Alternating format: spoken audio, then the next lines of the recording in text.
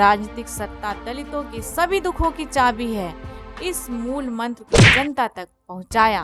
अपनी जनता में वोट हमारा, राज तुम्हारा, नहीं चलेगा नहीं चलेगा। वोट से लेंगे पीएम सीएम, आरक्षण से लेंगे एसपीडीएम।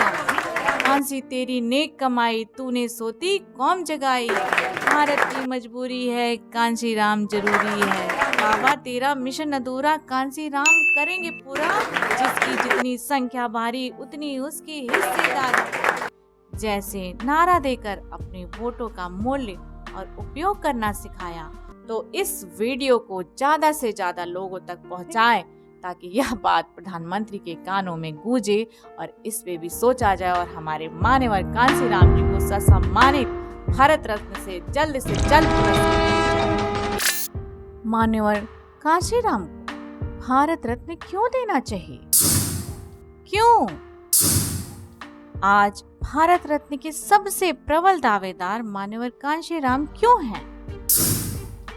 फिल्मी हीरो का ख्वाब देखने वाले कांसी राम बहुजन समाज के हीरो कब और कैसे बन गए? डॉक्टर अंबेडकर के सपनों के भारत को जमीन पे उतारने के लिए तथा राजनीतिक सत्ता के गुरु किल्ली यानी मास्टर चाबी पाने के लिए उन्होंने कैसी योजनाएं बनाई? आप उनके संपूर्ण जीवन के बारे में, उनके संपूर्ण जीवन गाथा के बारे में यदि जानना चाहते हैं, उनसे सीख प्राप्त कर बहुजन समाज के लिए कुछ करना चाहते हैं, या उन्हें भारत रत्न दिलवाने में हमारी मदद करना चाहते हैं, तो इस कथा को, इस संपूर्ण कथा को सुनिए और जन जन तक पहुंचाइए। अपने दोस्त, मित्र, सगे संबंधियों से साझा करिए। मान्यवर कांसी राम को मेरा कोटि कोटि नमन। एक बार प्रेम से मान्यवर कांसी राम जी की जय।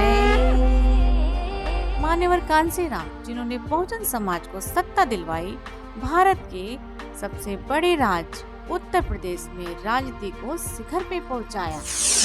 मुख्यमंत्री पद पे दलित महिला बहन मायावती जी को 4 बार बिठाया। मान्यवर साहब का जन्म 15 मार्च सन 1934 को पंजाब के रोपड़ जनपद में खवासपुर जिले में एक रामसिया चमार परिवार के घर हुआ था। इसलिए 15 मार्च को बहुजन समाज के लोग प्रेरणा दिवस के रूप में मनाते हैं। कांसी राम को लोग आदर से मान्यवर या साहब भी कहते हैं। मान्यवर साहब की शुरुआती शिक्षा शासकीय प्राथमिक पाठशाला मिलकपुर पंजाब में हुई थी। उस जमाने में अधिकांश दलित विद्यार्थियों की तरह उन्हें भी अध्यापकों के हाथों भेदभाव का शिकार होना पड़ा। असंख्य सामाजिक भेदभाव, अनेकों आर्थिक मुसीबत के बाद भी शिक्षा पथ पे लगातार बढ़ते हुए सन 1956 में रोपड़ के सरकारी कॉलेज से बीएससी की डिग्री हासिल की। भेदभाव की घटनाओं से मान्यवर बहुत आहत हुए। एक घटना जिसने उन पर बहुत गहरा असर डाला, यह घटना थी एक बड़े अधिकारी के उनके पिता के साथ होने वाला दुर्व्यवहार। मान्यवर कांसी राम द्वारा यह स्वयं कही गई है कि बचपन में एक बार अपने पिता को ड्यूटी पर खाना पहुंचाने गए तो देखा कि उस दिन बहुत गर्मी थी। उनके पिता पसीने से लथपथ थे। उनकी यह हालत उनसे देखी नहीं गई, तो उन्होंने अपने पिता से अनुरोध किया कि पिताजी आप थोड़ा आराम कर लीजिए और एक छोटे से बेने से अपने आप को भी हवा कर लीजिए। किंतु पिता ने ऐसा करने से मना कर दिया। उन्होंने बताया कि कमरे में सो रहे उच्च अधिकारी के लिए हाथ से खींचे जाने वाले पंखे की रस्सी को लगातार खींचना पड़ेगा। यदि उसने खुद को हवा करते हुए मुझे देख लिया या दूसरे अधिकारी ने भी देख लिया तो उन्हें दंडित किया जाएगा। यह घटना उनके दिल दिमाग पे जाकर घर कर गई। मान्यवर कांसी राम अपने गांव में कुश्ती के चैंपियन थे तथा वह एक अच्छे तैराक भी थे। वो सतलज नदी को तैर कर पार कर जाते थे। कांसी राम हीरो भी बनना चाहते थे। यही यही वजह थी उन्होंने मुंबई के पुणे में एक ऑर्डिनेंस फैक्ट्री DRDO में नौकरी कर, लेकिन यही ऑफिस में सहकर्मी चतुर्थ वर्गीय कर्मचारी दीना भाना के साथ हुई एक घटना ने कांसीराम के जीवन की दिशा ही बदल दी। असल में दीना भाना ऑर्डिनेंस फैक्ट्री के अधिकारियों से अंबेडकर जयंती के दिन छुट्टी की मांग कर रहे थे। छुट्टी ना मिलने पर दीना भाना ने उनके खिलाफ आवाज उठाई, जिस पर कंपनी के अधिकारियों ने उन्हें निलंबित कर दिया। दीना भाना के दलित समाज होने की वजह से कांशीराम का उनसे जुड़ाव था, जिसकी वजह से दीना भाना के पक्ष में कांशीराम खड़े हो गए। हालांकि तब कांशीराम जी डॉक्टर अंबेडकर और उनके मिशन से बिल्कुल भी नहीं जुड़े थे, इसलिए उनके मन में एक बात बार बार उठ रही थी कि आखिर क्यों दीना भाना ने कंपनी के मालिकों से लड़ाई मोल ली और अपनी नौकरी तक को दांव पे लगा दिया। उन्होंने दीना भाना से डॉक्टर अंबेडकर के बारे में पूछा तो दीना भाना ने कांशीराम को D.K. खापर्डे से मिलवाया। D.K. खापर्डे ने कांशीराम को अंबेडकर के बारे में जानकारी न होने की वजह से आश्चर्य व्यक्त किया और बताया कि यदि डॉक्टर अंबेडकर ना होते तो उन्हें यह नौकरी भी नहीं मिलती। उन्होंने कांशीराम को डॉक्टर अंबेडकर द्वारा लिखित पुस्तक इनहेलेशन ऑफ द कास्ट यानी जाति का विनाश नामक पुस्तक पढ़ने को दिया। इस पुस्तक को कांशीराम पूरी रात बार बार पढ़ते रहे। इसे पढ़ते हुए उन्हें बचपन में उनके तथा उनके पिता के साथ हुए अनेकों सामाजिक भेदभाव की बातें याद आने लगी। यहीं से कांशीराम जी के जीवन और उनका उद्देश्य पूरी तरह बदल गया। वे बाबा साहब के आंदोलन का गहन अध्ययन किया तो उन्होंने देखा कि बाबा साहब के परिनिर्माण के बाद उनका कारवां रुक सा गया।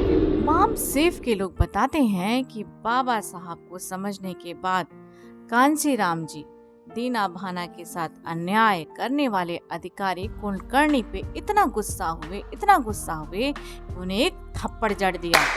इसके बाद कांशीराम जी ने D.K. खापर्डे, दीना भाना एवं अन्य साथियों के साथ मिलकर भारत में बहुजन आंदोलन की शुरुआत की। कांशीराम जी ने अपनी राजनीतिक यात्रा बाबा साहब अंबेडकर द्वारा उनके जीवन के अंतिम वर्षों में स्थापित की गई RPI the Republican party of India से शुरू की, जो वाम सेफ ऑल इंडिया बैकवर्ड एवं माइनॉरिटीज कम्युनिटीज एम्प्लॉयंस फेडरेशन और DS4 के रास्ते बसपा तक पहुंची। आंदोलन में सक्रिय होने पर पुणे में RPI से जुड़े। उन्होंने डॉक्टर अंबेडकर द्वारा स्थापित पीपल एजुकेशन सोसाइटी के लिए भी काम किया। दीना भाना की घटना के बाद 1964 में नौकरी से इस्तीफा देकर RPI की सदस्यता ले ली। बाद में उन्होंने RPI को यह कहकर आलोचना की कि वह अनेक धड़ों में बटी हुई है, अपने मूल्य लक्ष्य से भटकी हुई थी। RPI से मोह भंग होने के बाद सन 1971 में MMCEA यानी माइनॉरिटी कम्युनिटीज एम्प्लॉयंस एसोसिएशन का गठन पुणे में किया। बाद में इस संस्था का नाम बदल के 1978 ईस्वी में वामसेफ कर दिया। इसी बीच उन्होंने तय किया कि वे अपने घर कभी नहीं जाएंगे और न ही कोई संपत्ति अर्जित करेंगे। उन्होंने अपने माता पिता को चिट्ठी लिख के इस बारे में अवगत करा दिया और जीवन के आखिरी वक्त तक अमल किया। कांशीराम जी का सबसे मुख्य पक्ष यह रहा कि वह अपने सार्वजनिक जीवन में शुरुआत से ही दलित, पिछड़ों, अल्पसंख्यकों सभी को अपने साथ लेकर चलने की बात करते रहे, जिसमें समाज के 85% लोग शामिल थे और 15% लोग शासन कर रहे थे। मान्यवर कांशीराम ने DS4 के कार्यों के जरिए लोकप्रियता हासिल की। वे गांव-गांव अम्बेडकर मेले का आयोजन करने, जनता की संसद का गठन करने के लिए 3000 किलोमीटर की साइकिल यात्रा। 80 और 90 के दशक में इनका व्यक्तित्व अबूझ पहेली की तरह था। लेकिन 90 के दशक के बाद उन्होंने भारतीय राजनीति को अकेले दम पर एक नई दिशा दी। उन्होंने गरीब, मजलूमों, अशिक्षित ग्रामीण अंचल का एक ऐसा आंदोलन खड़ा किया जो पढ़े लिखे शहरी पूंजीपतियों द्वारा समर्थित दलों को मुंह चिढ़ाते हैं। मान्यवर कांशीराम का व्यक्तित्व साधारण मनुष्य का था, जो एक सामान्य परिवेश से उठकर भारतीय राजनीति में सूर्य की तरह चमकने लगे। मनुवादियों को उन्होंने मनु धर्मशास्त्र का पोषक बताया और उनकी जनसंख्या का प्रतिशत 15। इसलिए उन्होंने नारा दिया, ठाकुर बाभन बनिया छोड़ बाकी सब है TS4। समाज की खोई हुई इतिहास का पुनर्निर्माण आंदोलन को बुद्ध से शुरू करते हुए 15वीं शताब्दी की रविदास, कबीर, गुरु घासीदास आदि तक लाए। अपने आंदोलन को गतिशीलता प्रदान करने के लिए उन्होंने 1981 को बुद्धिस्ट रिसर्च सेंटर और 6 दिसंबर 1981 को TS4 की स्थापना की। इस संगठन के माध्यम से मान्यवर ने लोगों को राजनीति का मूल मंत्र सिखाया और उनकी सफलता को देखते हुए 14 अप्रैल सन 1984 को बहुजन समाज पार्टी का गठन किया। राजनीतिक सत्ता दलितों के सभी दुखों की चाबी है। इस मूल मंत्र को जनता तक पहुंचाया। अपनी जनता में वोट हमारा, राज तुम्हारा, नहीं चलेगा, नहीं चलेगा। वोट से लेंगे PM CM, आरक्षण से लेंगे SPDM। कांसी तेरी नेक कमाई, तूने सोती कौम जगाई। भारत की मजबूरी है, कांशीराम जरूरी है। बाबा तेरा मिशन अधूरा, कांशीराम करेंगे पूरा। जिसकी जितनी संख्या भारी, उतनी उसकी हिस्सेदारी। जैसे नारा देकर अपने वोटों का मूल्य और उपयोग करना सिखाया। उन्होंने बताया, प्रजातंत्र में सबसे बड़ा हथियार लोगों की जनसंख्या है। अपनी भोली भाली जनता को यही बताना चाहते थे।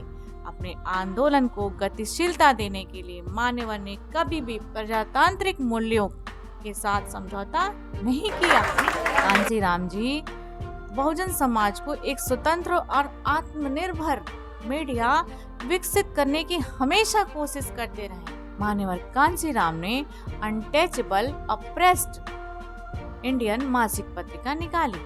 इसके बाद उन्होंने बहुजन टाइम्स प्रकाशित किया। 22 सालों तक बहुजन संगठन नामक हिंदी साप्ताहिक प्रकाशन किया। उन्होंने एक किताब द चमचा एज एरा ऑफ स्ट्यूज यानी चमचा युग, कठपुतलियों का दौर, जो 1982 में प्रकाशित हुई। यह पुस्तक पूना पैक्ट सन 1932 को उनकी 50वीं वर्षगांठ के अवसर पर प्रकाशित की गई। कांशीराम जी से लोगों को बहुत उम्मीदें थी। लोगों को यह यकीन होने लगा था कि बाबा साहब अम्बेडकर के मिशन को कांशीराम पूरा करेंगे। एक बार उन्होंने उत्तर प्रदेश पर अपना ध्यान केंद्रित करने के सवाल को स्वीकृत करते हुए कहा कि मैं उत्तर प्रदेश को अपना ध्यान इसलिए केंद्रित कर रहा हूँ क्योंकि वह ब्राह्मणवाद का पालना है। अगर भारत को एक पुरुष के रूप में देखा जाए तो उत्तर प्रदेश उसकी गर्दन है। जब मैं उसकी गर्दन को दबाता हूँ या धर दबोचता हूँ तो शरीर के दूसरे अंग स्वतः ही शिथिल हो जाते हैं और शरीर पर हमारा नियंत्रण कायम हो जाता है। सन 1991 में उत्तर प्रदेश के इटावा संसदीय क्षेत्र से जीतकर मान्यवर लोकसभा में पहुंच गए। सन 1996 की 11वीं लोकसभा के लिए वह होशियारपुर पंजाब से निर्वाचित होकर संसद में पहुंचे। खराब स्वास्थ्य के कारण उन्होंने 2001 में सार्वजनिक रूप से बहन मायावती जी को अपना उत्तराधिकारी घोषित किया। मान्यवर कांशीराम और बहन मायावती जी बौद्ध धर्म अनुयायी थे तथा मान्यवर कांशीराम और बहन मायावती जी केंद्र और राज्य की सत्ता में रहकर अनेक मंत्रिमंडल, मंत्रियों और करोड़ों अनुयायियों के साथ बौद्ध धर्म ग्रहण करना चाहते थे, जिससे धार्मिक क्रांति की लहर उठ सके। सन 2002 में कांशीराम जी ने 14 अक्टूबर 2006 को डॉक्टर अंबेडकर के धर्म परिवर्तन की 50वीं वर्षगांठ के मौके पर बौद्ध धर्म ग्रहण करने की अपनी मंशा की घोषणा की। किंतु 9 अक्टूबर 2006 को नई दिल्ली में कांशी राम जी का महापरिनिर्वाण हो गया, जिससे उनकी यह धर्म परिवर्तन की इच्छा अधूरी सी रह गई। अंत में कहा जा सकता है कि आज भारत में अम्बेडकरवाद जिंदा है तो उसका श्रेय सिर्फ और सिर्फ मान्यवर कांशीराम जी को जाना चाहिए। उन्होंने डॉक्टर अंबेडकर के परिनिर्वाण के बाद बहुजन आंदोलन में पैदा हुई शून्य को खत्म कर बहुजन आंदोलन के गौरवशाली इतिहास को पुनर्जीवित किया। डॉक्टर अंबेडकर के सपनों के भारत को जमीन पर उतार कर देश के सबसे बड़े राज्य उत्तर प्रदेश में दलित, उसमें भी महिला जो सर्वोच्च कुर्सी मुख्यमंत्री की होती है, उस पद पे बिठाकर चमत्कार कर दिया और वंचित समाज के करोड़ों दिलों में सम्मान, स्वाभिमान पैदा किया। लोकतंत्र का एक चमत्कार ही तो है। इस प्रकार मान्यवर कांशीराम भारत रत्न के सबसे प्रबल दावेदार हैं। इस उपलब्धि के लिए उन्हें भारत सरकार द्वारा बिना विलंब किए तत्काल भारत रत्न देना ही चाहिए। यही हमारी मांग है।